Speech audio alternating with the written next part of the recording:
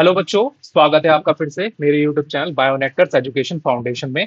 तो इससे पहले हम डिस्कस कर चुके हैं अपने human health and disease chapter के रिगार्डिंग सारे कंसेप्ट, सारी टॉपिक्स को, जिसमें हमने डिस्कस करा था ड्रग्स के बारे में और डिसीज के बारे में और इम्यूनोलॉजी के बारे में, उसमें डिफरेंट डिफरेंट काइंड की इम्यूनिटीज के बारे में और इससे रिलेटेड डिफरेंट डिफरेंट ईयर्स के जितने भी पीवाई क्यूज थे और जितने भी क्वेश्चंस थे वो सभी को हम डिस्कस कर चुके हैं अपने लास्ट वीडियो में। तो चलिए शुरुआत करते हैं और आज हम स्टार्ट करने वाले हैं एक नया टॉपिक जिसका नाम है सेल। तो बच्चों, जो ये टॉपिक है आज का, ये लाया करता है बेटा 11th class, 11th class biology.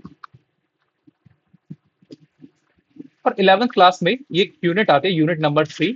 तो उसी का ही एक चैप्टर है। इस यूनिट के अंदर 3 चैप्टर हैं। सबसे पहला सेल, जिसके हम basic cell structure and function के बारे में पढ़ेंगे, जो कि ये टॉपिक आज की वीडियो होने वाली है। और इससे बाद हम डिस्कस करेंगे बायोमोलिक्यूल्स के बारे में। और इसके बाद हम डिस्कस करेंगे finally cell cycle and cell division के बारे में। ठीक है। तो आज हमारा जो टॉपिक रहेगा वो मेनली प्रोकैरियोटिक सेल के अराउंड रहेगा। तो आज हम जितनी भी काइंड की प्रोकैरियोटिक सेल्स होती है इन सभी को आज हम डिस्कस करने वाले हैं। तो स्टार्ट करते हैं सबसे पहले डेफिनेशन से। तो सेल की डेफिनेशन क्या होती है? Cell is the fundamental structure and the functional unit of all living organism. मतलब इससे कहने का मतलब ये है कि जो सेल होती है वो हर एक लिविंग ऑर्गेनिज्म की एक structure and the functional unit होती है। आप लोग देखते हो कि जैसे पूरी पूरा का पूरा जो घर बना होता है उसकी एक यूनिट का नाम होता है, वो ईट होती है। तो ईट ईट को ऊपर ईट रख रख के आप दीवार बनाते हो। उसी तरीके से आपका जो घर एक क्रिएट होता है। उसी तरीके से हमारी ह्यूमन बॉडी के अंदर जो डिफरेंट डिफरेंट पार्ट्स हैं, बॉडी ऑर्गन्स हैं, टिश्यूज हैं, ये सभी मिलकर के किसके बने? सेल्स के। क्योंकि आप जब 10th क्लास में हो गए, आपने 10th क्लास में एक लाइन पढ़ी होगी बेटा, याद हो तो आपको, कि जिसे कहते हैं सेल। सेल से मिलकर के बनता है आपका टिश्यू, टिश्यू से मिलकर के बनता है आपके टिश्यू ऑर्गन्स, ऑर्गन से मिलकर के बनता है आपको organ system, organ system and organ system से मिलकर के बनता है आपका फाइनली एक बॉडी, या फिर हम बात करें एक इंडिविजुअल। ठीक है। आइदर इट इज मेल और फीमेल, ये तो सब्जेक्ट की बात है अपने अपने। ठीक है। तो डेफिनेशन समझ में आई सभी को? तो बढ़ते हैं नेक्स्ट पॉइंट की। इसके सेल के रिगार्डिंग, जो सेल होती है उसके कुछ की पॉइंट्स है कि सेल का क्या होती है, कितने टाइप की होती है, ठीक है, और लिविंग ऑर्गेनिज्म क्या होते हैं। All organism are compose of a cell. जितने भी ऑर्गेनिज्म है वो सभी किसके मिलकर के बने होते हैं? सेल के। सम आर यूनिसेलुलर, जिसे हम सिंगल सेल कहते हैं, and some are multi cellular. Single cellular कौन से होते हैं? बैक्टीरिया। जो बैक्टीरिया होता है बेटा वो सिंगल सेलुलर, मतलब इसके अंदर एक ही टाइप की सेल्स प्रेजेंट होगी, एक ही टाइप की। मैंने मेरे कहने का जो मतलब है, इसे याद रखना, एक ही टाइप की सेल्स प्रेजेंट होगी। जो ह्यूमंस होते हैं ये मल्टी सेलुलर होते हैं, इनके अंदर एक ही टाइप, इनके अंदर मल्टी टाइप की सेल्स होंगी, मल्टी टाइप की सेल्स। ठीक है। इसमें एक टाइप की और इसमें मल्टी टाइप की, मतलब बहुत सारे टाइप की सेल्स होंगी। ठीक है। Unicellar organism are capable of independent existence performing essential functions of a life.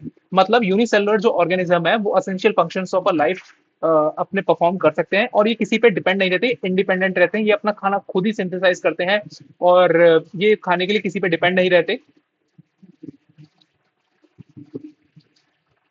Anything less than a complete cell structure does not ensure independent living. इसका कहने का मतलब ये है कि अगर किसी के पास मल्टी टाइप की सेल्स हैं या फिर मल्टी सेलुलर है, तो इसका मतलब ये नहीं है कि वो इंडिपेंडेंट होगा। वो भी फूड के लिए किसी पर डिपेंड रह सकता है। लेकिन जैसे कि कंपैरिजन अगर हम करते हैं तो एक यूनिसेलुलर ऑर्गेनिज्म अपना सेल्फ सिंथेसाइज कर सकता है अपने फूड को, लेकिन एक मल्टी सेलुलर ऑर्गेनिज्म कुछ है ऐसे, जैसे ह्यूमंस, ठीक है, वो खाने के लिए दूसरों पर डिपेंड रहते हैं। तो कंप्लीट हुई। तो इसके की पॉइंट्स हमने कवर कर लिए। तो अब हम डिस्कस करते हैं इसकी हिस्ट्री की तरफ। जब हम सेल की हिस्ट्री की बात कर रहे हैं तो एक साइंटिस्ट थे एंटनी वॉन लुइन हॉक, जिन्होंने first saw and describe the living cell. उन्होंने सबसे पहले बताया एक लिविंग सेल के बारे में कि लिविंग सेल क्या होती है। Robert Robert brown discovered the nucleus. इन्होंने सबसे पहले न्यूक्लियस की खोज करी थी जब उन्होंने लाइट माइक्रोस्कोप के अंदर देखा कि सेल के अंदर एक डार्क रीजन है, जिसे उन्होंने न्यूक्लियस बताया। माइक्रोस्कोपिक डेवलपमेंट, माइक्रोस्कोप डेवलपमेंट, जैसे जैसे टाइम बीतता गया वैसे वैसे माइक्रोस्कोप का डेवलपमेंट स्टार्ट हुआ। और जैसे ही जब डेवलपमेंट हुआ तो लाइट माइक्रोस्कोप से बाद जब इलेक्ट्रॉन माइक्रोस्कोप से देखा गया किसी एक सेल को, तब हमें पता लगा कि उस सेल के अंदर न्यूक्लियस के अलावा भी बहुत सारे और ऑर्गेनेलिज हैं। नेक्स्ट है cell theory. Cell theory, cell theory जो दी थी बेटा 3 साइंटिस्ट ने मिलकर के दी थी। Matthew Schleiden, Matthew Schleiden and Theodor Schwann and Rudolf Virchow. Next is Rudolf Virchow. इन तीनों ने जो सेल थ्योरी दी थी बेटा, इन तीनों ने अलग अलग दी थी, अलग अलग साइंटिस्ट थे, अलग अलग इन्होंने बताया साइंटिस्ट क्या थे। फिर उसके बाद इन तीनों की कंप्लीट थ्योरेटिकल स्टेटमेंट्स को मिला करके एक कंप्लीट मॉडर्न सेल थ्योरी बनाई गई।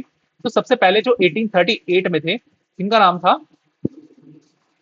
Matthews Sheldon. ये एक जर्मन बॉटनिस्ट थे, ये एक बॉटनिस्ट थे, ये इन्होंने बेसिकली वर्क करता था सारे प्लांट्स के ऊपर। और इन्होंने बताया कि plants are composed of a different kinds of a cell forming a plant tissue. अभी मैंने आपको बताया था कि टिश्यूज होते हैं वो सेल्स के मिलकर के बने होते हैं। तो उन्होंने बताया कि जो प्लांट टिश्यूज हैं वो बहुत सारे प्लांट डिफरेंट काइंड के प्लांट सेल से मिलकर के बने हैं। नेक्स्ट जो साइंटिफिक थ्योरी सचमान, वो एक जूलॉजिस्ट थे। उन्होंने क्या बताया, उन्होंने कंक्लूड करा कि bodies of animals and the plant are composed of different products of a cell. मतलब उन्होंने बताया कि जो एनिमल सेल होते हैं और जो प्लांट सेल होते हैं वो डिफरेंट डिफरेंट काइंड्स के सेल से मिलकर के बने होते हैं और उनके प्रोडक्ट से मिलकर के बने होते हैं। ठीक है। उसके बाद फाइनली आए Rudolf Virchow. First explain that the cell divides and new cells are form from a pre existing cells. मतलब ये जो सेल है, इसके बाद जो नई सेल बनी है, ये इस पिछली वाली सेल से ही डेराइव्ड हुई है। मतलब हम कहें कि it is come came from the pre existing cell, जो पहले एग्जिस्ट करती थी उस सेल से आई है। और उनका एक फेमस प्रिंसिपल था ओमनिस सेल्यूली सेलुला। ठीक है। Every cells came from a cell. मतलब जो हर एक सेल अभी जो प्रेजेंट है वो पिछली सेल से ही आई है। Modified Schleiden and Schwann hypothesis to give a final shape to a cell theory. और एक फाइनल एक मॉडर्न सेल थ्योरी आई। उस मॉडर्न सेल थ्योरी ने कहा बेटा कि दो स्टेटमेंट दिए थे, फर्स्ट स्टेटमेंट सेकंड स्टेटमेंट। ये दोनों स्टेटमेंट बहुत ज्यादा इंपॉर्टेंट रहते हैं एग्जाम पॉइंट ऑफ व्यू से। All living organism are composed of a cells and the product of a cells. मतलब जितने भी लिविंग ऑर्गेनिज्म है ये बहुत सारी सेल से मिलकर के बने हैं और they are the product of a cells. All cells arise from the pre existing cells. मतलब हर एक जो सेल्स प्रेजेंट है वो हमेशा पिछली सेल से मिलकर के बना है या फिर हम कहें उसी से ही डराइव्ड हुआ है, प्री एग्जिस्टिंग सेल्स। तो ये दो पॉइंट्स। और ये तीनों साइंटिस्ट के बारे में, रुडोल्फ विर्चो के बारे में हमने पढ़ा, शील्डन के बारे में पढ़ा, हमने सचवान के बारे में पढ़ा। जो शील्डन थे वो बेसिकली एक बॉटनिस्ट थे और सचवान जो थे वो एक बेसिकली जूलॉजिस्ट थे। अब जो जूलॉजिस्ट होगा वही एनिमल सेल पर वर्क करेगा और जो बॉटनिस्ट होगा वो प्लांट सेल पर वर्क करेगा। तो उन्होंने डिफरेंट डिफरेंट अपने प्रिंसिपल्स दिए और फाइनली रुडोल्फ विर्चो ने जो प्रिंसिपल दिए सेलुलरी सेलुला, which means the every cell is came from a cell। ठीक है। तो इनको कंप्लीटली कंबाइन करके हमारी मॉडर्न सेल थ्योरी प्रिपेयर करी गई और मॉडर्न सेल थ्योरी में दो स्टेटमेंट्स को रखा गया। First one is all living organism are compose of a cells and the product of a cells and all cells are arise from the pre existing cells. Complete. यहां पर हमारी cell theory complete होती है। अब next topic जो है हमारा, हम सेल्स के बारे में पढ़ेंगे, बेसिक स्ट्रक्चर्स के बारे में पढ़ेंगे, सेल्स के अंदर क्या क्या स्ट्रक्चर्स होते हैं, इन सभी चीजों को डिस्कस करते हैं। Basic cells structure. अभी हम सेल के स्ट्रक्चर के बारे में पढ़ेंगे डिफरेंट डिफरेंट। देखो, एक होती है प्लांट सेल, एक होती है एनिमल सेल्स और एक होती है न्यूक्लियस। ठीक है। प्लांट सेल्स की बात करें, example onion, distinct cell wall, cell membrane and the nucleus. मतलब इसके अंदर जो सेल वॉल होती है प्लांट सेल के अंदर, एनिमल सेल के अंदर सेल वॉल नहीं होती है, इसके अंदर सेल वॉल नहीं होती है, नो सेल वॉल। ठीक है। Dense membrane bound structure containing the chromosomal and the DNA. अब न्यूक्लियस जो होता है ये हमारा किसको कंटेन करता है, डीएनए को और क्रोमोसोम्स को। ठीक है। इन दोनों के अंदर ही भाई न्यूक्लियस होता है, दोनों के अंदर ही न्यूक्लियस होता है, न्यूक्लियस होता है। ठीक है। इन दोनों के अंदर ही सेल मेम्ब्रेन होती है सेम, और दोनों के अंदर ही न्यूक्लियस होता है। Cell type based on the nuclear organization. अब न्यूक्लियस के बेसिस पे हम सेल्स को दो पार्ट में डिवाइड करते हैं। First one is eukaryotic cell, another one is prokaryotic cell. जब हम यूकैरियोटिक सेल की बात करते हैं, have a membrane bound organelle, have a membrane bound organelle. जब हम इसके न्यूक्लियस की बात करते हैं तो इसका जो बेटा न्यूक्लियस होता है ना, वो मेम्ब्रेन से कवर्ड होता है। जैसे फॉर एग्जाम्पल ये एक यूकैरियोटिक सेल है। ठीक है। इसके पास जो न्यूक्लियस है ये एक मेम्ब्रेन से कवर्ड है। ठीक है। इसी को हम कहते हैं nuclear membrane, nuclear membrane. Next example है for example plant cell, animal cell, fungi and protist. ये सारे के सारे एग्जांपल है यूकैरियोटिक सेल के। अब प्रोकैरियोटिक सेल की जब हम बात करते हैं तो इसका जो, इसके पास भी न्यूक्लियस होता है, न्यूक्लियस इसके पास भी है। ठीक है। लेकिन इसके न्यूक्लियस के पास न्यूक्लियर मेम्ब्रेन नहीं होती, न्यूक्लियर मेम्ब्रेन नहीं होती, नो न्यूक्लियर मेम्ब्रेन। तो जब इसके पास न्यूक्लियर मेम्ब्रेन नहीं होगी तो इसके अंदर जो क्रोमोसोम होंगे, जो इसके अंदर डीएनए होंगे, वो कहाँ होंगे, वो इसके साइटोप्लाज्म में सस्पेंडेड रहते हैं, साइटोप्लाज्म सस्पेंडेड, साइटोप्लाज्म फ्लोटिंग भी कह देते हैं, floating genetic material, genetic material, genetic material वही आपके क्रोमोसोमल एंड डीएनए। ठीक है, इसके एग्जांपल है bacteria and blue green algae. Clear हुआ?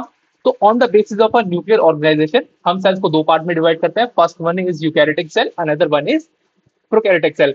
आपने कहीं कहीं पर ना ये स्टेटमेंट पढ़ा होगा कि प्रोकैरियोटिक सेल में न्यूक्लियस नहीं होता, बेटा उसके अंदर भी न्यूक्लियस होता है, लेकिन उसका जो न्यूक्लियस होता है वो न्यूक्लियर मेम्ब्रेन से कवर्ड नहीं होता, इसलिए उसके अंदर जो जेनेटिक मटेरियल होता है, उसका क्रोमोसोम और उसके डीएनए, ये दोनों के दोनों ही साइटोप्लाज्म में सस्पेंडेड रहते हैं, हमको फ्लोट करते रहते हैं। ठीक है, अब हम बात करेंगे कंपोनेंट्स के बारे में, डिफरेंट डिफरेंट कंपोनेंट्स कौन से हैं। सबसे पहले हम बात करते हैं साइटोप्लाज्म की। साइटोप्लाज्म, एक सेल के अंदर क्या होता है, साइटोप्लाज्म, साइटोप्लाज्म क्या होता है, semi fluid matrix occupying cell volume, main area of cellular activities. देखो, साइटोप्लाज्म क्या है, एक सेमी फ्लूइड मैट्रिक्स है, मतलब वो एक तरीके से कंप्लीटली फ्लूइड फ्लूइड नहीं है, वो एक सेमी फ्लूइड है, वो पानी की तरह नहीं है। ठीक है, वो हल्का सा, उसके अंदर विस्कोसिटी है, वो एक विस्कस सा फ्लूइड है।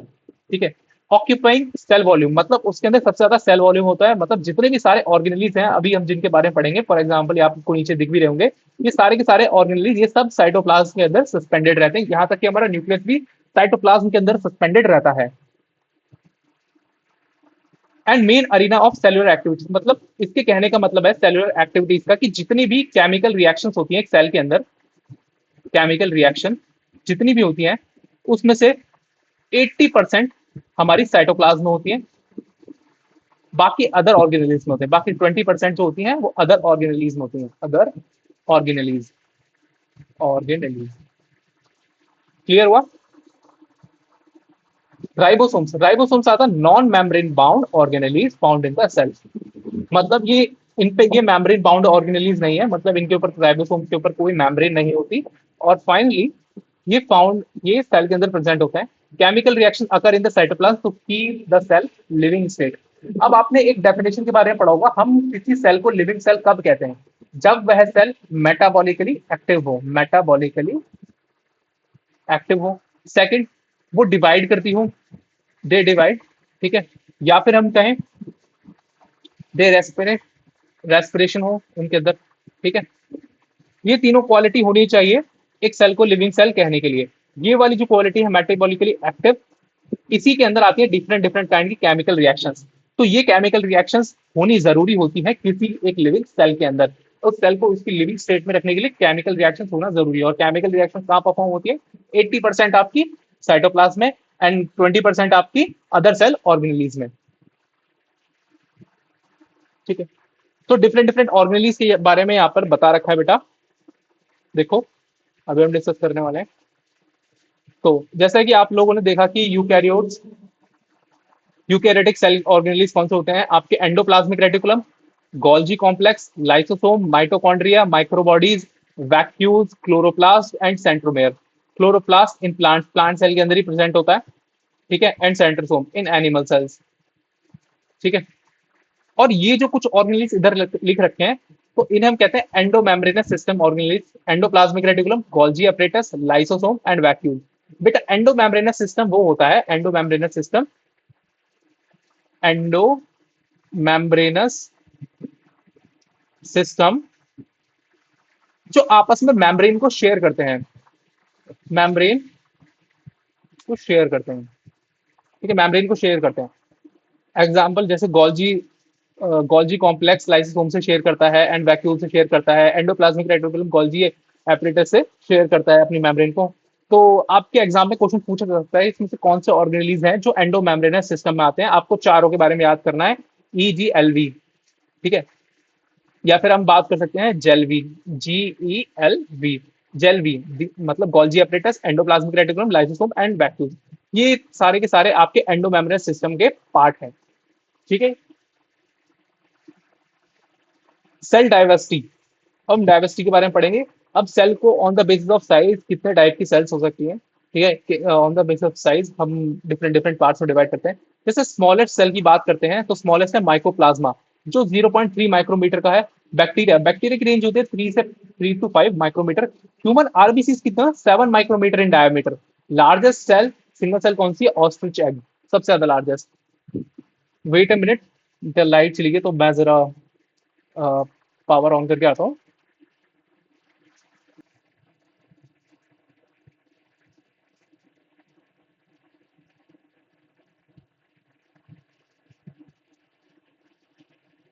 तो बच्चों स्टार्ट करते हैं फिर से। तो अभी हमने डिफरेंट डिफरेंट काइंड के on the basis of a size variation, हमने माइकोप्लाज्मा के बारे में पढ़ा था, बैक्टीरिया के बारे में पढ़ा, ह्यूमन आरबीसी के बारे में पढ़ा, एंड हमने पढ़ा सेल के बारे में जो सबसे बड़ी सेल होती है।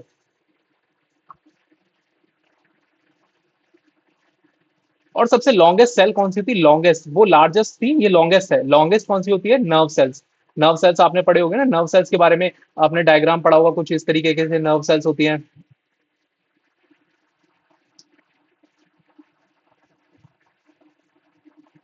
यहाँ पर ये डेंड्राइट्स होते हैं, ये एक्सॉन्स होता है, एक्सॉन, ये डेंड्राइट्स, ये साइनेप्टिक नोब्स होते हैं इधर, ये साइनेप्टिक नोब्स होते हैं, साइनेप्टिक नोब, ये आपने 10th क्लास में बहुत अच्छे से इसका स्ट्रक्चर देखा होगा। ठीक है। On the basis of a shape cells कितने टाइप की हमें दिख सकती है, सेल्स केवल अभी अभी हम यहाँ पे सेल्स के बारे में बात करें, अभी हमने बिल्कुल भी नहीं ये बोला है कि ये यूकैरियोटिक सेल कितने टाइप की होती है या फिर प्रोकैरियोटिक सेल कितने टाइप की होती है। अभी हमने जो साइज के बेसिस पर कहा, ये भी हमने नहीं कहा कि ये कौन सी यूकैरियोटिक सेल होती है या फिर हम प्रोकैरियोटिक सेल की बात कर रहे हैं, नहीं। ये जो वेरिएशन है या फिर ये जो डिवीजन है, ये बताया जा रहा है कि सेल्स कितनी साइज की दिख सकती हैं आपको, सबसे बड़ी सेल्स कौन सी है, सबसे लॉन्गेस्ट सेल कौन सी है, सबसे स्मॉलेस्ट सेल कौन सी है, या फिर हम बात करें शेप के बेसिस पर हमें कितनी सारी सेल्स दिखती है, डिस्क शेप की होती है, पॉलीगोनल हो सकती है, कॉलमनर सेल्स हो सकती है, क्यूबॉइडल हो सकती है, थ्रेड लाइक सेल्स हो सकती है, इरेगुलर शेप भी हो सकती है। फॉर एग्जाम्पल आप अमीबा की बात करते हो, वो एक इरेगुलर शेप है, उसकी कोई डिफरेंट शेप नहीं होती अमीबा की। ठीक है। और shape varies with the function, और डिफरेंट डिफरेंट फंक्शंस होते हैं सेल्स के, तो उनके हिसाब से अकॉर्डिंग टू दैट वो अपने शेप को मेंटेन कर सकती हैं। ठीक है। अब हम चलते हैं सीधा प्रोकैरियोटिक सेल की तरफ। अब हम जो पढ़ेंगे बेटा वो सारा हम पढ़ेंगे प्रोकैरियोटिक सेल की तरफ। अब हम जो डिस्कस करेंगे वो जितना भी करेंगे वो सारा प्रोकैरियोटिक सेल। देखो, प्रोकैरियोटिक सेल में कौन कौन से आते हैं, बैक्टीरिया आते हैं भाई, ब्लू ग्रीन एल्गी आते हैं, माइकोप्लाज्मा आते हैं, और पीपीएलओ आता है। ठीक है। बैक्टीरिया की जनरल 3 to 5 माइक्रोमीटर, पहले भी हम डिस्कस कर चुके हैं। Blue green algae 1 to 100 micrometre in diameter. ठीक है। Mycoplasma smallest self replicating bacteria 0.3 micrometre. जब माइकोप्लाज्मा के बारे में बोलते हैं ना, तो एक जर्नल एक जनरल स्टेटमेंट है जिसके बारे में आपको बताना चाहूंगा। माइकोप्लाज्मा जो होता है ना, इसे कहा जाता है कि बैक्टीरिया में सबसे छोटा होता है और वायरस में सबसे बड़ा होता है। ठीक है।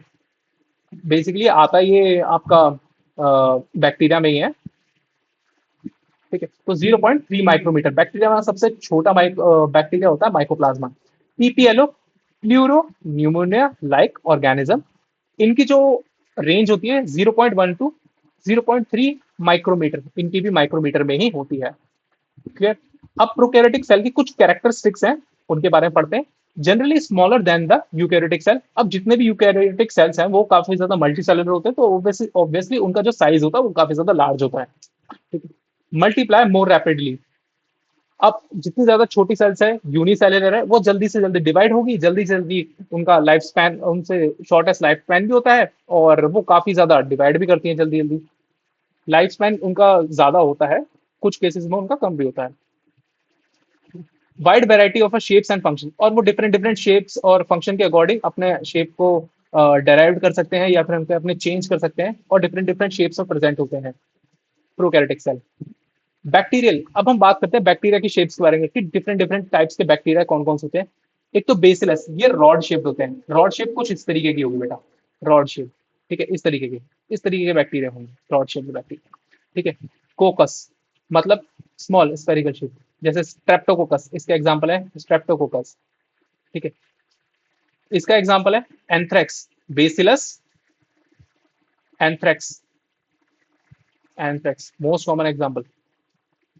और streptococcus, streptococcus, pneumoniae, streptococcus aureus, streptococcus pyogenes, vibrio, vibrio cholerae. Vibrio को शेप होती है कुछ इसकी कॉमा शेप, इस तरीके से।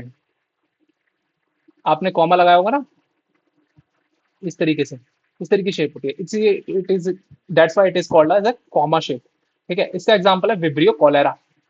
विब्रियो कॉलेरा, आपने पढ़ा होगा कॉलेरा के बारे में, डायरिया में सबसे ज्यादा होता है।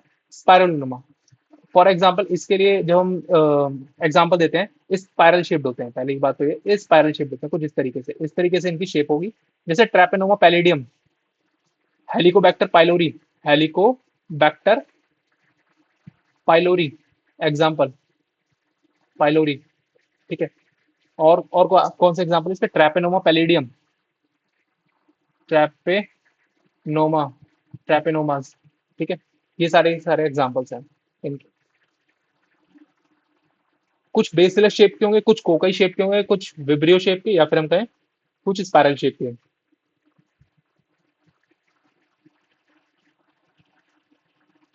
अब हम पढ़ते हैं बेसिक ऑर्गेनाइजेशन के बारे में। बेसिक ऑर्गेनाइजेशन कैसे होती है, बस उसके अंदर डिफरेंट डिफरेंट जो ऑर्गेनेलीज प्रेजेंट होते हैं, क्या क्या ऑर्गेनेलीज होते हैं, क्या क्या चीजें प्रेजेंट होती है, उनके बारे में डिटेल में भी डिस्कस करेंगे, लेकिन हम पहले एक ओवरव्यू सा लेते हैं। देखो, जो प्रोकैरियोटिक सेल की बात करते हैं तो cell wall surrounded and the cell membrane, cell wall से एक सेल वॉल होती है surrounding cell membrane, except mycoplasma. Mycoplasma में सेल मेम्ब्रेन नहीं होती है, नहीं होती है, नहीं होती है। सेमी फ्लूइड साइटोप्लाज्म होता है भैया उसके अंदर। एक no well defined nucleus, no well defined का मतलब ये उसके न्यूक्लियस के ऊपर no nuclear membrane, no nuclear membrane. ठीक है, जेनेटिक मेटेरियल होता है उसके पास भी, naked DNA, not involve by nuclear membrane, जैसा कि अभी मैंने बताया। जीनोमिक डीएनए होता है, सिंगल क्रोमोसोम और सर्कुलर डीएनए, वही इसका जेनेटिक मटेरियल जिसकी हम बात कर रहे थे, वो होता है सिंगल क्रोमोसोम और सर्कुलर डीएनए। ये हो सकता है प्लाज्मिड। प्लाज्मिड क्या होता है, इसके पास एक्स्ट्रा क्रोमोसोमल डीएनए होता है, मतलब एक तो ये वाला डीएनए तो है ही इसके पास जो इसके जनरेशन टू जनरेशन ट्रांसफर हो रहा है, दूसरा इसके पास एक प्लाज्मिड होता है। ठीक है, small circular DNA outside genomic DNA, genomic DNA. जैसे आप लोग यहाँ पर देख रहे होगे कि यहाँ पर ये एक ये प्लाज्मिड है, ये प्लाज्मिड है, और दूसरा एक इसके पास बैक्टीरियल क्रोमोसोम है, ये रहा यहाँ पे। ठीक है, इस फिगर के अंदर। ठीक है, confer unique phenotypic characteristic, resistance to antibiotic. अब किसी भी बैक्टीरिया के पास एंटीबायोटिक रेसिस्टेंस, रेसिस्टिविटी आती है तो जस्ट ड्यू टू प्लाज्मिड आती है। Use in the bacterial transformation study, जब हम बैक्टीरियल ट्रांसफॉर्मेशन के बारे में स्टडी करते हैं कि हम बैक्टीरिया से कैसे हम बैक्टीरिया को हम किसी बैक्टीरिया में किसी हम एक तरीके से जीन का ट्रांसफर कर सकते हैं बैक्टीरिया के अंदर, तब हम प्लाज्मिड की स्टडी करते हैं। अभी आपने जब बायोटेक्नोलॉजी वाली अगर आप मेरी यूनिट को देखेंगे ना, तो उसमें मैंने प्लाज्मिड के बारे में बहुत अच्छे से बता रखा है कि प्लाज्मिड का यूज हम किस लिए करते हैं। हम जीन के ट्रांसफर के लिए करते हैं, जीन ट्रांसफर के लिए, जीन ट्रांसफर के लिए। क्योंकि प्लाज्मिड क्या है, एक तरीके का वेक्टर है जो हमारे जीन को कैरी करेगा हमारे वन ऑर्गेनिज्म से दूसरे ऑर्गेनिज्म में, या फिर हम बात करें वन बैक्टीरिया से दूसरे बैक्टीरिया में ट्रांसफर करेगा प्लाज्मिड।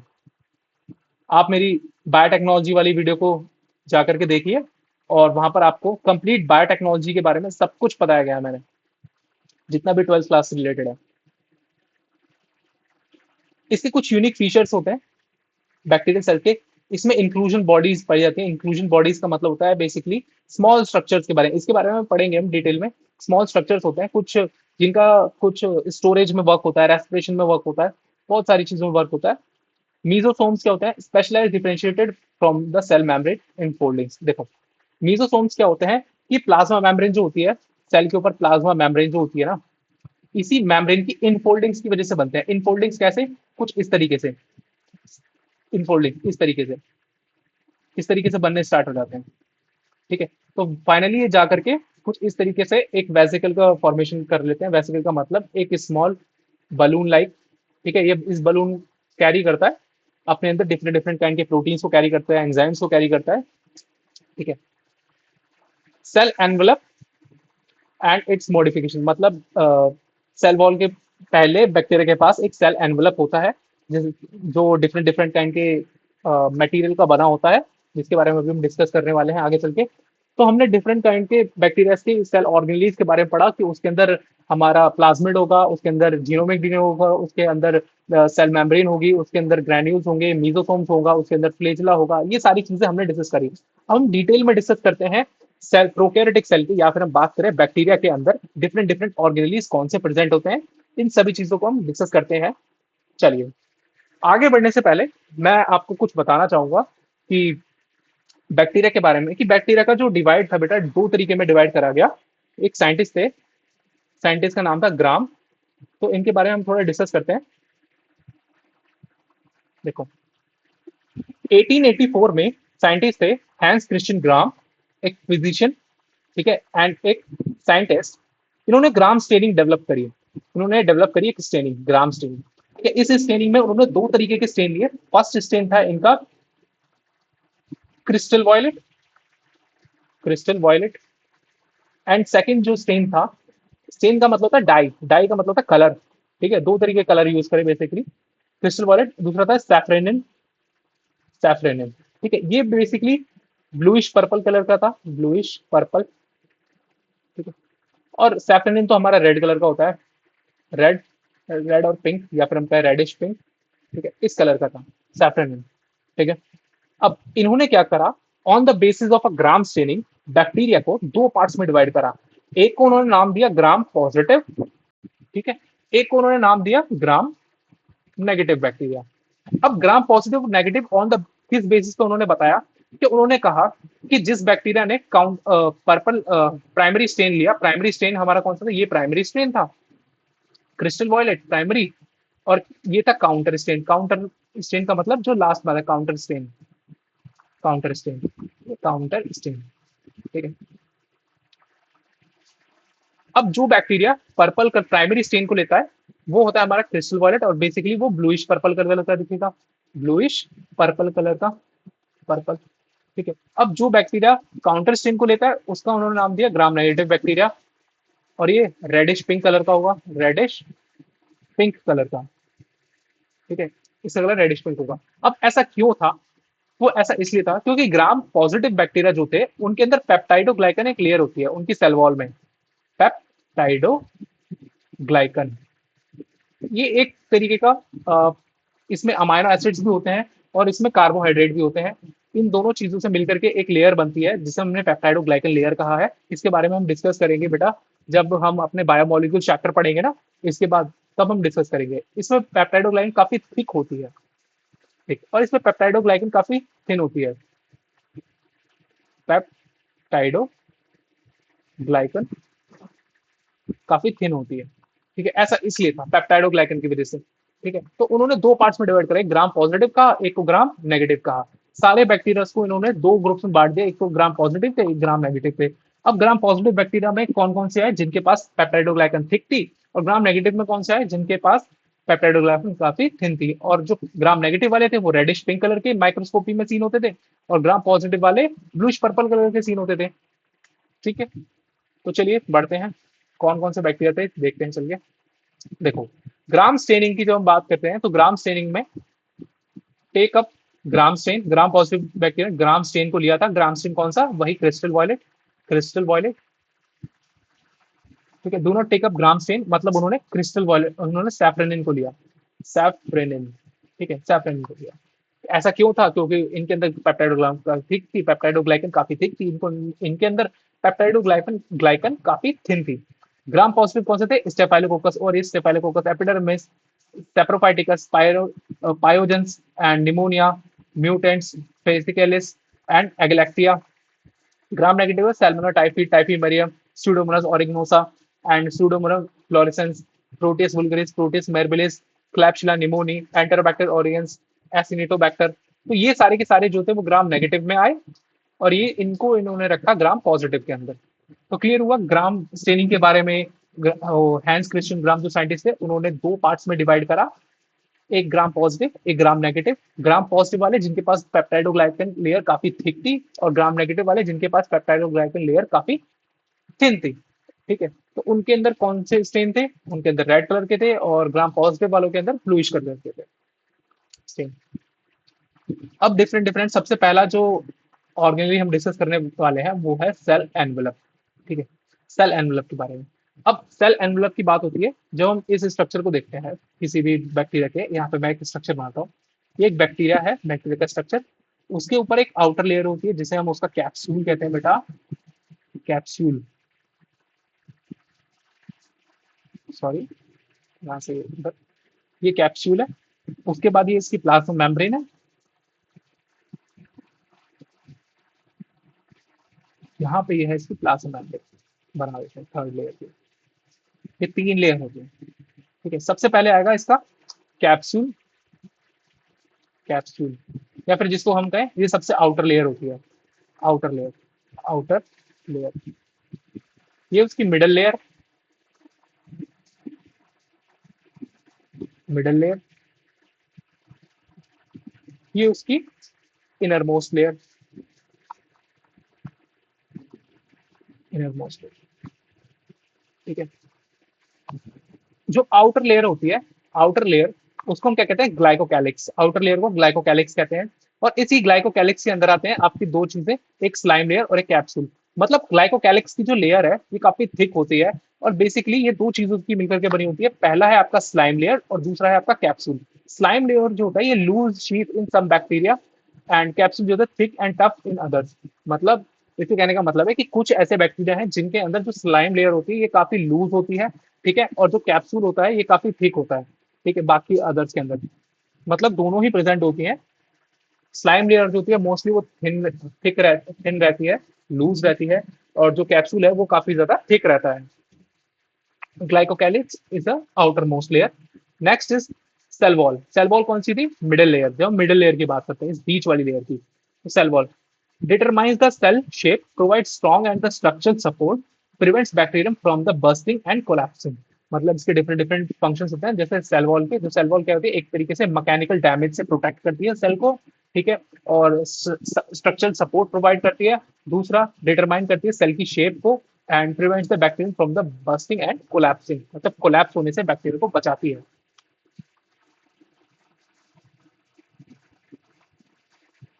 अब ग्राम पॉजिटिव और ग्राम नेगेटिव बैक्टीरिया के बारे में ये सारे मैंने डिफरेंस लिख रखे हैं। ये सिंगल लेयर्ड होते हैं बेसिकली, और थिक पेप्टाइडोग्लाइकन होती है। Peptidoglycan thickness 20 to 80 nanometre.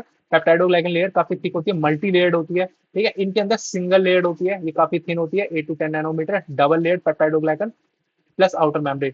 मतलब डबल लेयर्ड किसमें, इसमें एक तो पेप्टाइडोग्लाइकन होगी और इसमें दो मेम्ब्रेन होती है। मतलब कुछ इस तरीके का सेटअप होता है, मैं आपको बना करके दिखा देता हूँ। जैसे ये बीच में क्या है, ये पेप्टाइडोग्लाइकन है थिन, उसके ऊपर एक प्लाज्मा मेम्ब्रेन, फिर उसके बाद दूसरी प्लाज्मा मेम्ब्रेन, फर्स्ट ये बीच में होती है। और इनके केस में क्या होता है, एक आउटर मेम्ब्रेन होती है और उसके ऊपर काफी ज्यादा थिक मोटी सी पेप्टाइडोग्लाइकन लेयर होती है। ये पेप्टाइडोग्लाइकन, ये जो लेयर है फाइनली, ये पेप्टाइडोग्लाइकन, पेप्टाइडोग्लाइकन, पेप्टाइडोग्लाइकन थिक होती है, इसमें काफी थिन होती है पेप्टाइडोग्लाइकन, पेप्टाइडोग्लाइकन। आउटर मेम्ब्रेन इसमें एब्सेंट होती है, इसमें प्रेजेंट होती है आउटर मेम्ब्रेन, ठीक है।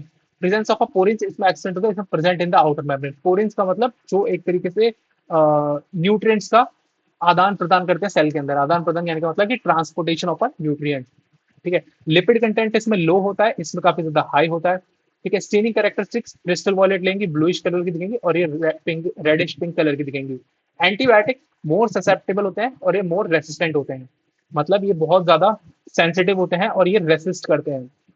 फ्लेजिल बेसिकली 2 रिंग्स होंगी और इनके अंदर 4 रिंग्स होंगी, बेसल बॉडी और फ्लेजिला के अंदर। मोर्फोलॉजी यूजुअली कोकाई और spore forming rod, usually non spore forming. मतलब ये स्पोर फॉर्मेशन नहीं करते, ग्राम नेगेटिव बैक्टीरिया और ग्राम पॉजिटिव बैक्टीरिया स्पोर फॉर्मेशन करते हैं। पेरीप्लाज्मिक स्पेस एब्सेंट और इनके अंदर पेरीप्लाज्मिक स्पेस प्रेजेंट होगा। पेरीप्लाज्मिक स्पेस का मतलब, कहने का मतलब क्या है बेटा, कि यहाँ पे जो स्पेस प्रेजेंट है ना, इसी को कहा जा रहा है पेरीप्लाज्मिक स्पेस, पेरीप्लाज्मिक स्पेस, ठीक है। क्लियर हुआ। तो हमने आउटर लेयर के बारे में पढ़ा था, प्लाज्मा मेम्ब्रेन के बारे में हमने पढ़ा था कि जो सबसे आउटर मोस्ट लेयर थी वो कौन सी थी, ग्लाइकोकैलिक्स थी। फिर उसके बाद हमने पढ़ा था कि उसके बाद सेल वॉल आती है, सेल वॉल के जो कि एक मिडल लेयर है, और उसके बाद जो इनर मोस्ट लेयर है वो होती है plasma membrane. Inner most layer, inner most layer, ठीक है। इनर मोस्ट लेयर को हमने क्या कहा था, plasma membrane. Selectively permeable, interact with outside world, similar structure to eukaryotic membrane. जब हम प्लाज्मा मेम्ब्रेन की बात करते हैं ना, आप लोग देखो, जो बैक्टीरियल प्लाज्मा मेम्ब्रेन की बात करें, या फिर हम प्रोकैरियोटिक की बात करें, यूकैरियोटिक की बात करें, तो इन दोनों की प्लाज्मा मेम्ब्रेन में कुछ ज्यादा डिफरेंस नहीं होता है। डिफरेंस होता ही नहीं, बल्कि बहुत एक माइनर माइनर से डिफरेंसेस होते हैं। ये अभी हम आगे चल करके, मैंने एक कंप्लीट टेबल बना रखी है, ऐड भी कर दिया है स्लाइड में, तो वो आपको मिल जाएगी। ठीक है। और बाकी अगर आपको पीडीएफ के अगर नोट्स वगैरह चाहिए रहते हैं तो आप प्लीज मुझे बेफिक्री बता सकते हैं। ठीक है। नेक्स्ट हम बात करते हैं मीजोसोम्स। मीजोसोम्स क्या होते हैं? Extension of a plasma membrane into the cells. अब देखो, ये जैसे प्लाज्मा मेम्ब्रेन है, ये प्लाज्मा मेम्ब्रेन की इनसाइड फोल्डिंग स्टार्ट हुई है, आप लोग देखो कुछ इस साइड से ये एक तरीके से एक बबल का फॉर्मेशन कर रहे हैं। ठीक है। और फाइनली इसके जो मटेरियल है ये इसे कंप्लीटली एंगल्फ कर ले रहे हैं। ठीक है। फॉर्म ऑफ वेसिकल्स, ट्यूब्यूल्स और लैमेली। इन तीनों का काम क्या होता है? इन तीनों का स्ट्रक्चर जो हम देखते हैं ना, ये एक बबल लाइक स्ट्रक्चर होता है। इनके अंदर इनके एंजाइम्स रहते हैं। ठीक है। इनके अंदर मटेरियल रहता है, इनके अंदर फूड मटेरियल रहता है, इनके अंदर प्रोटीन रहता है, इनके अंदर एंजाइम्स रहते हैं। फंक्शन सेल वॉल फॉर्मेशन में काम आते हैं, डीएनए रेप्लिकेशन में काम आते हैं, रेस्पिरेशन में काम आते हैं, सिक्रीशन प्रोसेस में काम आते हैं, increase surface area of the plasma membrane, इसमें भी मीजोसोम्स काम आते हैं सरफेस एरिया को इंक्रीज करने के लिए। सरफेस एरिया को याद रखना है, ये वाला पॉइंट काफी ज्यादा इंपॉर्टेंट है। ये काफी ज्यादा इंपॉर्टेंट पॉइंट है। सरफेस एरिया को इंक्रीज करने में मीजोसोम्स काम आते हैं। इंक्रीज एंजाइमेटिक कंटेंट, एंजाइम्स होते हैं। तो क्लियर हुआ। Next chromatophore. क्रोमेटोफोर जैसा कि इसके नाम से दर्शा रहा है, क्रोमेटोफोर का मतलब क्या है कि क्रोम। क्रोम का मतलब क्या होता है? कलर। तो मतलब कलर से रिलेटेड है। Present in some prokaryotes, example cyanobacteria. मतलब जो साइनोबैक्टीरिया की जो कैटेगरी है प्रोकैरियोट्स की, तो उनके अंदर कुछ ऐसे ऑर्गेनिज्म है जिनके अंदर ये क्रोमेटोफोर प्रेजेंट होता है। For example blue green algae. Blue green algae के अंदर, ब्लू ग्रीन एल्गी, ठीक है, उनके अंदर प्रेजेंट होते हैं आप chromatophore. Membrane extension into cytoplasm contain pigments. ठीक है। ये उसी की तरह ये मीजोसोम फॉर्मेशन से ही बनते हैं। लिखा है ना, membrane extension into cytoplasm, cytoplasm की तरह मेम्ब्रेन का एक्सटेंशन मीजोसोम के थ्रू। मीजोसोम मतलब एक बबल बनेगा और फाइनली वो बबल क्या कंटेन करेगा? कलर को कंटेन करेगा, एक क्रोमोजेनिक कलर को कंटेन करेगा। अब मोटिलिटी स्ट्रक्चर के बारे में जानते हैं कि बैक्टीरिया जो होता है वो मूव कैसे करता है। मोटिलिटी का मतलब ही होता है बेटा मूव करना। ठीक है। मूवमेंट के लिए जो हेल्प करे, मूवमेंट के लिए हेल्प करे, वो स्ट्रक्चर बैक्टीरिया के, उनको हम कहेंगे मोटिलिटी स्ट्रक्चर। तीन तरीके के स्ट्रक्चर है जो मोटिलिटी में हेल्प करते हैं। पहला है फ्लेजला। ठीक है। आप लोग इस फिगर में देख पा रहे होंगे फ्लेजला क्या होता है ये। अब बहुत सारे फ्लेजला हो सकते हैं, दो तरीके से फ्लेजला हो सकते हैं, आगे भी हो सकते हैं, पीछे भी हो सकते हैं, और दाएं भी हो सकते हैं, बाएं भी हो सकते हैं। बहुत सारे फ्लेजला हो सकते हैं बॉडी में। ठीक है। Present in the motile bacteria, मतलब जो बैक्टीरिया मोटाइल होते हैं उनके अंदर फ्लैजला होते ही होते हैं। स्ट्रक्चर तीन पार्ट्स में डिवाइड करते हैं, filament, hook and basal body. देखो, ये जो इसको आपको ये दिख रहा है ना, ये क्या है? इसकी बेसल बॉडी। बेसल बॉडी से बैक्टीरिया कनेक्ट होता है। बेसल बॉडी यहाँ पर होगी कुछ इस तरीके से। ठीक है। ये उसका फिलामेंट होता है, फिलामेंट, फिलामेंट। और ये जो होता है ऊपर वाले, ये होता है इसका हुक, हुक। ठीक है। तीन पार्ट्स में डिवाइड होता है। Longest portion extension from the cell surface, cell surface से निकलता है। हुक जो होता है वो मिडिल पोर्शन है, attach to a cell. Middle portion, hook के बारे में मिडिल पोर्शन तो नहीं होता, बट ये एट द टिप होता है, टिप पे। ठीक है। मिडिल पोर्शन तो नहीं होता। हुक, हुक सबसे ज्यादा फर्स्ट पे प्रेजेंट होगा हुक। वेट अ मिनट, ये थोड़ा रॉन्ग लिख गया यहाँ पे। At the tip, at the tip. ठीक है, हुक रहता है। नेक्स्ट इज पिलाई। पिलाई बेटा, पिलाई को हम सेक्स पिलाई भी कहते हैं, सेक्स पिलाई। सेक्स पिलाई ऐसा क्यों कहते हैं? क्योंकि यही एक पिलाई जो होते हैं इनकी वजह से एक प्रोसेस होता है कंजुगेशन। कंजुगेशन प्रोसेस डन हो पाता है। ठीक है। Elongation of a tubular structure made in made of a special protein don't play in role in mortality. इसका मोर्टेलिटी में रोल नहीं होता, जबकि इसका रोल होता है कंजुगेशन प्रोसेस में। Help in conjugation, help in, अभी बताता हूँ कंजुगेशन क्या होता है। Help in conjugation. देखो बेटा, कंजुगेशन क्या होता है? कंजुगेशन एक ऐसा प्रोसेस है जिसमें एक बैक्टीरिया दूसरे बैक्टीरिया में प्लाज्मिड को ट्रांसफर कर पाता है। ठीक है। यहाँ पे जो ये प्लाज्मिड है इसे ट्रांसफर करता है, ये थ्रू द पिलाई फॉर्मेशन। पिलाई क्या करता है कि ये एक तरीके का ब्रिज फॉर्मेशन करता है। ये बैक्टीरिया 1 से लेकर के 2 के बीच में एक ब्रिज फॉर्मेशन करता है, इसी को कहा जाता है सेक्स पिलाई। ठीक है। इसका मोटालिटी में कोई रोल नहीं है, लेकिन एक प्रोसेस होता है कंजुगेशन, उसमें रोल होता है। यहाँ से फाइनली ये एंटर हो जाता है इस बैक्टीरिया के, सेकंड बैक्टीरिया के अंदर प्लाज्मिड आ जाता है। ठीक है। तो help in the made up of a special kind of a protein, ये सेक्स प्लाई जो होती है स्पेशल काइंड ऑफ प्रोटीन की मिलकर के बनी होती है, और हेल्प करती है किसमें? कंजुगेशन में। मोटालिटी में कोई रोल नहीं होता है। ठीक है। Fimbriae, small bristle like fibre sprouting from the cell, help attach bacteria to a rock stream and the host tissue don't play role in mortality। मतलब बेसिकली मोर्टेलिटी में रोल मोटा मोटा किसका है, फ्लेजिला का है। लेकिन पिलाई का जो वर्क है वो किसमें है, पिलाई का वर्क है वो सेक्स पिलाई या फिर हम कहें कंजुगेशन प्रोसेस में, जिसमें वो अपना जेनेटिक मेटेरियल या फिर हम कहें प्लाज्मिड को ट्रांसफर कर सकता है वन बैक्टीरिया से सेकंड बैक्टीरिया में। नेक्स्ट हम फिमरे की बात करते हैं, तो फिमरे क्या है, एक ब्रिसल लाइक अपीयरेंस है। ठीक है, एक अपने टूथ ब्रश की तरह, जो टूथ ब्रश के जो ब्रिसल होते हैं ना, ब्रिसल्स होते हैं, उन्हीं की तरह बैक्टीरिया की सरफेस पे ब्रिसल लाइक अपीयरेंस होते हैं फिमरे। और इनकी हेल्प से ही बैक्टीरिया जो होता है वो अटैच हो पाता है वो सेल के ऑर्गन से। फॉर एग्जाम्पल जैसे मेरी जो सरफेस है इस पर अगर कोई बैक्टीरिया है तो वो अटैच हो पाया जस्ट बिकॉज ऑफ फिमरे। ठीक है, next ribosome and inclusion body. अब डिफरेंट डिफरेंट टाइप्स के राइबोसोम्स होते हैं। देखो, राइबोसोम्स की बात करें, राइबोसोम्स क्या सिंथेसाइज करते हैं, प्रोटीन सिंथेसिस में हेल्प करते हैं। राइबोसोम्स का मेन वर्क क्या है बेटा, राइबोसोम्स का मेन वर्क है प्रोटीन सिंथेसिस, प्रोटीन सिंथेसिस। ठीक है, प्रोटीन सिंथेसिस में वर्क होता है। यही प्रोटीन, इन्हीं को हम प्रोटीन फैक्ट्री भी कहते हैं, protein factory. Associated with the plasma membrane. Size इनका दे रखा है 15 नैनोमीटर से 20 नैनोमीटर। कंपोजिशन 2 सब यूनिट्स होती हैं मिलकर के 50 सब यूनिट्स एंड 30 सब यूनिट्स। ठीक है, राइबोसोम जो होते हैं कंप्लीटली दो सब यूनिट के मिलकर के बने होते हैं, एक होती है 50 सब यूनिट, एक होती है 30 सब एस सब यूनिट।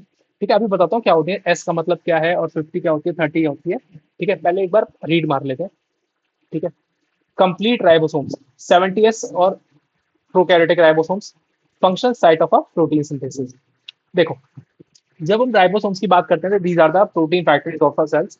ठीक है, और ये मिलकर के बने होते हैं आपके 50s एंड 30s से। ठीक है, जो प्रोकैरियोटिक राइबोसोम्स होते हैं बेटा बेसिकली वो होते हैं 70s के। ठीक है, 70s के राइबोसोम्स की बात करते हैं। 80s राइबोसोम्स जो होते हैं वो यूकैरियोट्स में होते हैं। ठीक है, यूकैरियोट्स में होते हैं, उनके बारे में डिस्कस करेंगे नेक्स्ट वीडियो के अंदर।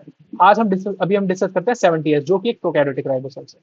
प्रोकैरियोटिक राइबोसोम्स क्या होते हैं, एस, एस का मतलब होता है Svedberg unit, Svedberg unit. S x S is refers to as a Svedberg unit. ठीक है, इस यूनिट का मतलब क्या है, ये बेसिकली रेफर करती है सेडिमेंटेशन रेट को, सेडिमेंटेशन रेट को। देखो, सेडिमेंटेशन रेट का मतलब यहाँ पर क्या है कि जब हम किसी सेल्स को बर्स्ट करते हैं तो उसके अंदर से डिफरेंट डिफरेंट ऑर्गेनिल्स होते हैं वो बाहर आ जाते हैं सेल से मिक्सचर के अंदर, और जब हम उन्हें सेंट्रीफ्यूज करते हैं तो आपने सेंट्रीफ्यूगल फोर्स के बारे में सुना होगा, तो आप सेंट्रीफ्यूज के बारे में बहुत जल्दी से समझ जाएंगे। तो आप जब किसी चीज को, आपने मिक्सचर देखा, मिक्सचर मिक्सर ग्राइंडर जो आता है, जैसे सुजाता का आता है, महाराजा व्हाइट लाइन का आता है। ठीक है, डिफरेंट डिफरेंट कंपनी के मिक्सर ग्राइंडर आते हैं। तो आप उनके अंदर चटनी वगैरह जब बनाते हैं या फिर आप केले वगैरह या फिर फ्रूट का शेक वगैरह बनाते हैं, तो उसमें जो हैवी पार्टिकल्स होते हैं ना तो वो नीचे बैठ जाते हैं। ठीक है, ब्लेड्स के पास। तो उसी तरीके से सेंट्रीफ्यूज के अंदर होता है कि जब हम किसी भी सेल मिक्सचर को, सेल कंपोनेंट्स को, सेल को बर्स्ट करने के बाद जो सेल के कंपोनेंट्स होते हैं उस पर्टिकुलर थिंग को जब हम टेस्ट ट्यूब के अंदर डालने के बाद सेंट्रीफ्यूज करते हैं, घुमाते हैं, तो उसके अंदर जो हैवी पार्टिकल्स होते हैं वो नीचे बैठ जाते हैं।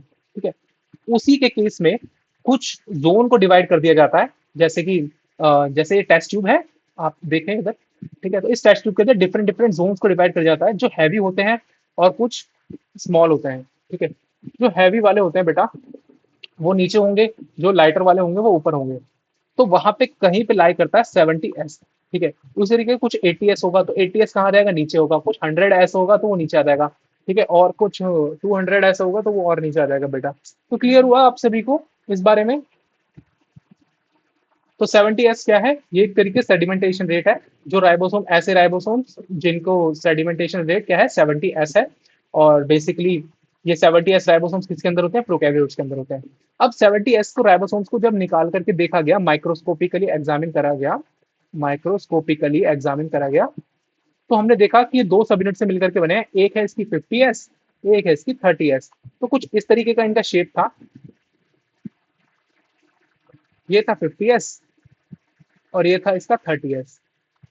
ठीक है, इस तरीके की सब यूनिट थी 50s और ये था इसका 30s। ये सब यूनिट थी। ठीक है, ये सब यूनिट होती है। ये बीच में इसका जो ये मैंने ड्रॉ करा है, ये लाइनिंग जो मैं ड्रॉ कर रहा हूँ इसको मैसेंजर आरएनए बोलते हैं। ठीक है, ये होती है इसकी लार्जर सब यूनिट। और ये होती है इसकी स्मॉलर सब यूनिट। आप ऐसा मत समझना कि 50 और 30 मिला मिला करके तो सर जी ये तो 80 सब यूनिट बैठे हैं, आपने 70 लिख रखा है, तो आप गलत बता रहे हो। नहीं बेटा, कहने का मतलब ये है कि जब उसका माइक्रोस्कोपिकली एग्जामिन करा गया तो उसके अंदर दो सब यूनिट निकली 70 की। एक जो लार्ज सब यूनिट थी, लार्ज वाली जो सब यूनिट थी उसको जब वेट करा गया, तो वे करा गया या फिर हम कहें देखा गया उस सेंट्रीफ्यूज के अंदर, तो वो 50 एस में लाई कर रही थी, और एक जो थी वो 30 एस में लाई कर रही थी। ठीक है, क्लियर हुआ? ये वेट नहीं है, ये ये एक तरीके की यूनिट नहीं है। यूनिट मतलब, कहने का मतलब ये है कि एक तरीके की ये मास यूनिट नहीं है। ठीक है, क्लियर हुआ राइबोसोम के बारे में? तो प्रोकैरियोटिक में कौन से होते हैं 70 एस के राइबोसोम्स, एंड यूकैरियोटिक में कौन से होते हैं 80 एस के राइबोसोम्स। क्लियर? अब दो तरीके के राइबोसोम्स को हम यहाँ पे देखने को मिलते हैं, एक होते हैं मोनोसोमिक, मोनोसोमिक, एक होते हैं पॉलीसोमिक। ठीक है, मोनोसोमिक में एक तरीके के आते हैं, पॉलीसोमिक में बहुत सारी तरीके के आते हैं। एग्जाम्पल कैसे?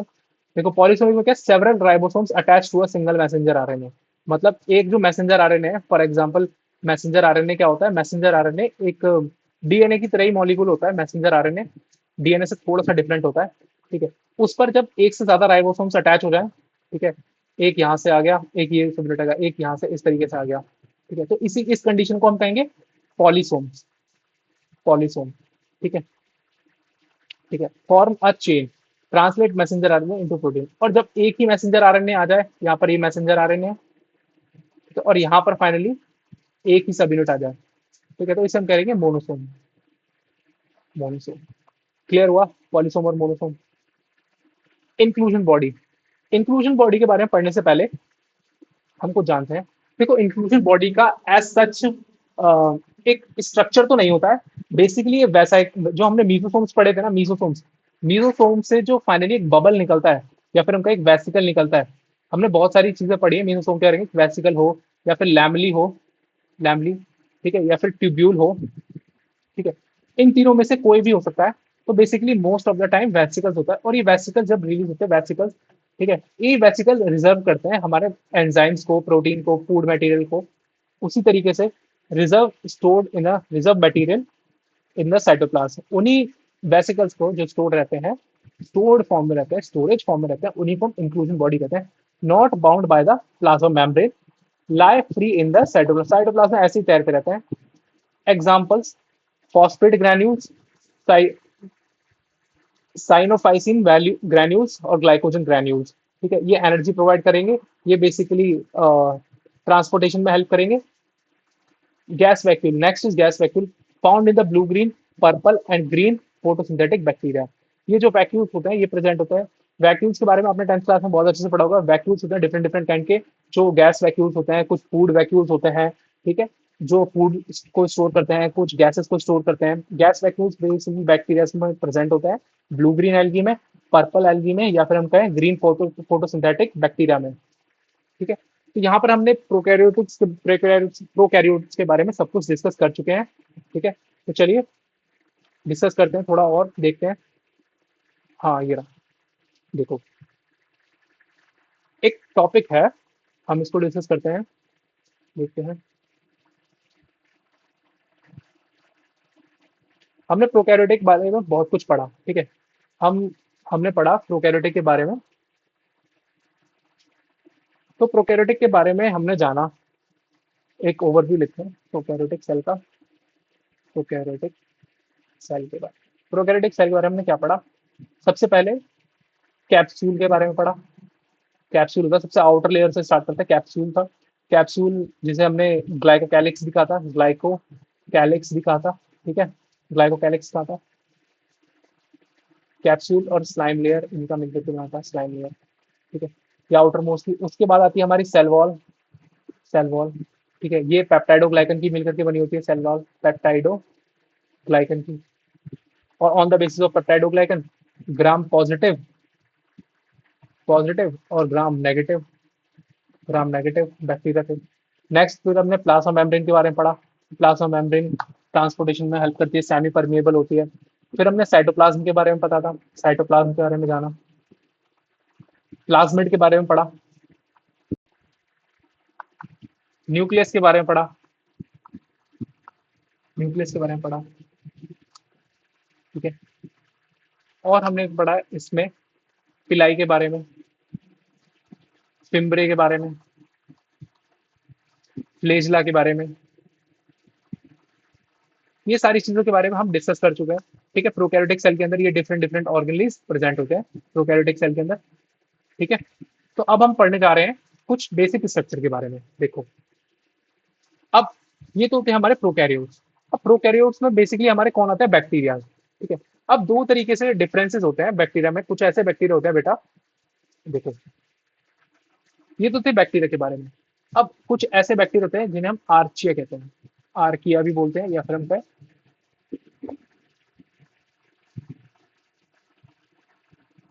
आपने जब 11th क्लास में जब आपने एनिमल किंगडम चैप्टर पढ़ा होगा या बायोलॉजिकल क्लासिफिकेशन पढ़ा होगा, तो उसमें आपने डोमेन सिस्टम पढ़ा होगा, 3 डोमेन सिस्टम।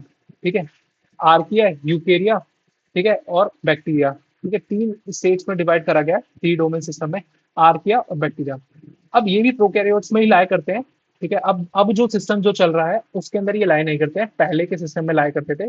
तो पहले का सिस्टम कहने का मतलब है कि पहले की जो रिसर्चेस थी, नॉलेज थी, वो उनमें लाया करते थे, लेकिन अब ये अलग हो चुके हैं कंप्लीटली बैक्टीरिया के ग्रुप से, प्रोकैरियोटिक के ग्रुप से, आर्चिया। ठीक है, अब आर्चिया जो होते हैं बैक्टीरिया ग्रुप से कंप्लीटली अलग होते हैं डिफरेंट डिफरेंट मैनर्स में। ठीक है, पहले लाया करते थे प्रोकैरियोटिक्स के अंदर, प्रोकैरियोट्स के अंदर ही। ठीक है, अब ये डिफरेंट हो चुके हैं। ठीक है, अब देखते हैं इसमें किस तरीके से डिफरेंट हो चुके हैं, क्या क्या चीजें, क्या क्या डिफरेंस होते हैं, किस किस बेसिस पे इन्हें डिफरेंट कहा गया, रखा गया। देखो, सेल वॉल का कंपोजिशन, फर्स्ट वन है सेल वॉल कंपोजिशन। हम जानते हैं कि बैक्टीरिया की जो सेल वॉल होती है वो पेप्टाइडोग्लाइकन की मिलकर के बनी होती है। ठीक है, पेप्टाइडोग्लाइकन की मिलकर के बनी होती है, polymer of proteins and carbohydrates. No peptidoglycan contain pseudo peptidoglycan और एस लेयर और ग्लाइकोप्रोटीन्स। ठीक है, ये बात आपको याद रखनी है, इसमें पेप्टाइडोग्लाइकन नहीं होती, इसमें सूडो पेप्टाइडोग्लाइकन होती है। ठीक है, सेल मेम्ब्रेन के लिपिड्स, जो इनके अंदर जो लिपिड होते हैं उनके अंदर ईथर लिंक्ड होते हैं, और इनके अंदर ईस्टर लिंकेज होते हैं। ठीक है, मेम्ब्रेन का स्ट्रक्चर की बात करें तो ये कैन बी लिपिड और मोनोलेयर और bilayer, always a lipid bilayer. इसमें लिपिड की 2 लेयर होंगी, और ये मोनोलेयर भी हो सकता है और बायलेयर दोनों हो सकते हैं। Initiator tRNA use methionine. जब आपने ट्रांसलेशन पढ़ोगे ना, जब 12th क्लास में जाओगे तो ट्रांसलेशन पढ़ोगे। Translation is a process in which the protein is to be synthesised in our body. ठीक है, तो उसमें जो सबसे पहला अमाइनो एसिड आता है टीआरएनए लेकर के, तो उसमें सबसे पहला अमाइनो एसिड होता है आपका फॉर्माइल मिथ्योनिन। ठीक है, और आर्चिया में होता है मिथ्योनिन ओनली। मेटाबॉलिज्म, ये मिथेनोजेनेसिस कर सकते हैं, मतलब मीथेन गैस प्रोड्यूस कर सकते हैं, और ये प्रोड्यूस नहीं कर सकते हैं। ठीक है, एक्सट्रीम कंडीशन में सर्वाइव कर सकते हैं, मतलब ये हाई सॉल्ट कंसेंट्रेशन पे, हाई प्रेशर पे, हाई टेम्परेचर पे और हाई एसिडिक कंडीशन पे भी ये सर्वाइव कर सकते हैं। ठीक है, some of extremophile but generally less extreme, मतलब ये ज्यादा एक्सट्रीम कंडीशन में सर्वाइव नहीं कर सकते। ठीक है, और इनमें जो मैंने बताया अभी, ether link, branch isoprenoid change to glycerol, मतलब ये ग्लिसरॉल से जुड़े होते हैं। इसमें आइसोप्रेनॉइड यूनिट होती है बेसिकली। आइसोप्रेनॉइड यूनिट क्या होती है, मतलब ये एक लिपिड्स की तरह ही होते हैं। ये लिपिड्स के अनदर पार्ट है, और इसमें लिपिड्स कौन से होते हैं, फैटी एसिड ग्लिसरॉल से जुड़े होते हैं। ठीक है, ईस्टर लिंकेज से। इसमें आइसोप्रेनॉइड यूनिट होती है जो ग्लिसरॉल से जुड़ी होती है बाय द ईथर लिंकेज। तो अब हम डिस्कस कर चुके हैं, कंप्लीट कंप्लीट डिस्कस कर चुके हैं सारी चीजें प्रोकैरियोट्स के बारे में। हम कंप्लीट हो चुका है। नेक्स्ट वीडियो में हम डिस्कस करेंगे बेटा, नेक्स्ट वीडियो में हम पढ़ेंगे यूकैरियोट्स के बारे में, यूकैरियोट्स के बारे में। ठीक है, आपको डिफरेंस याद रखना है आर्चिया के बारे में, आर्चिया और बैक्टीरिया के बारे में। ठीक है, पहली चीज। दूसरी चीज, ग्राम पॉजिटिव, ग्राम नेगेटिव, इन चीजों के बारे में ध्यान रखना है। तीसरा, सेल थ्योरी। चौथा, cell organelle and function, function example like ribosomes. ठीक है, राइबोसोम्स के बारे में, 70s के राइबोसोम्स होते हैं, एक 50s होता है, एक 30s होता है। ठीक है, ये लार्जर सब यूनिट है और ये स्मॉलर सब यूनिट है। ठीक है, ये चारों चीजों के बारे में आपको ध्यान रखना है प्रोकैरियोटिक्स के बारे में। अगर आप पढ़ करके जाएंगे तो मेरी वीडियो से तो डेफिनेटली आपको एक अच्छी सफलता हाथ लगेगी। ठीक है, तो इसी तरीके से बने रहिए मेरे चैनल के साथ और पढ़ते रहिए और बढ़ते रहिए और सब्सक्राइब करना मत भूलिए मेरे चैनल को। तो चलिए मिलते हैं नेक्स्ट वीडियो में। बाय बाय तब तक के लिए, और ध्यान रखिए बारिश स्टार्ट हो चुकी है।